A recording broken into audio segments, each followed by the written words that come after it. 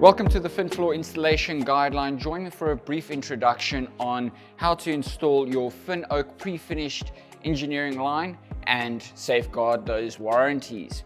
This is a fantastic engineering option. It is pre-finished in the factory with 7 layers of lacquer, giving you faster turnover time on site and gives you a much harder wearing surface.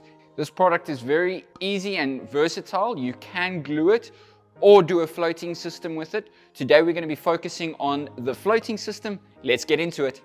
So part of your planning will be to set out your site. It's always good practice to pin stack your product the day prior to make sure that it acclimatizes properly to the environment. Don't store it in the garage, but preferably storing it in the room of installation. Mark out your trims. We want to cut our door profile to size. Measure out the distance for the expansion from the FinOak. Just remember, from the track of the trim to where your flooring will be a minimum of 15 mil for expansion. Once marked out with your dowels, where the dowels will be going, we will then use a 6.5 millimeter drill bit to drill for the dowels to slip in and secure the trim. Once you've drilled for the dowels, please use your vacuum cleaner to suck out any dust so that it bonds properly with the anchoring cement that we'll put in at the end of the installation.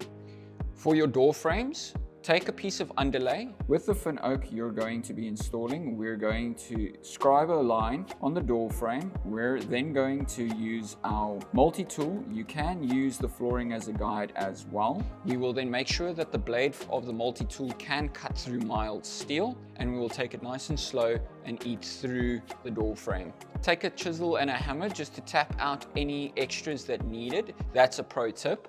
And make sure that the FinOak can pass through freely. This will allow the flooring to expand and contract freely under the door frame without any unsightly fillers, which can prohibit it from jamming and pushing up later. So we're busy having a look at the moisture content in the screed that we've casted the day prior, making sure that it meets the tolerance dedicated by the supplier. We're checking for any highs or lows in the substrate. So if you do find any highs, just grab a carburetor brick and grind down the little high spots, making sure that it's within the tolerance of no more than 3 millimeter deviation over a 1.5 meter span.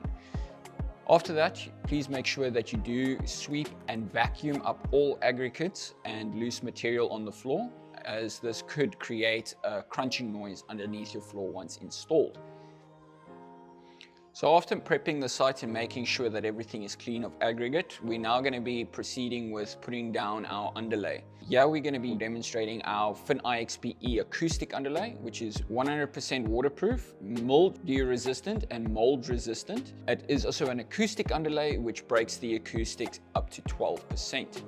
We can see that it's got a self-adhesive strip which we use to tape down the whole seam to prevent any moisture from seeping through the joint and attacking the laminate.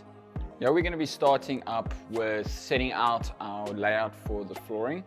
You can see I'm rotating the header joint all the way through to the side wall. This is to ensure that the filler piece that goes into the last line meets the minimum requirements of no less than 50 mil. I've reached the end of the wall and now I'm going to measure up. You can see that I exceed the 50 mil requirement, so we are all good. If you do not meet the requirement, I do recommend that you cut back the first line to ensure that the last line does meet the minimum requirements from the supplier. We then start setting out. You will notice that in most engineered supplier boxes, you will find nesting planks. It's always good practice to use these for your starter planks and your end planks. I mark the plank and I pass it on to my colleague. He cuts it down to size for me and we plop it in. Please remember that you do need a 15 mil expansion around all vertical perimeters. This is for your walls, doors, cupboards, etc. And you can see my spacer 15 mil here at the back. And it's always good practice to put it on the joint where the two headers come together, as when you fit your second line, it could pull apart and your floor will open up. Now we get started with the second row. We start off with a staggered plank and we move down to the bottom. I scribe my line, I pass my plank to my colleague, he cuts it for me, and I pop in the long join first, ensuring that I still have a 15mm expansion against the back, and I pop in the short headed join by just tapping it down with the side of my fist. Once done, repeat until you get to the filler. Thank you for joining us on this brief installation guideline. Please take a moment to read carefully through the instructions provided inside the box and outside the box at the back. For extra information, please visit our website at finfloor.co.za and enjoy that new FinOak floor.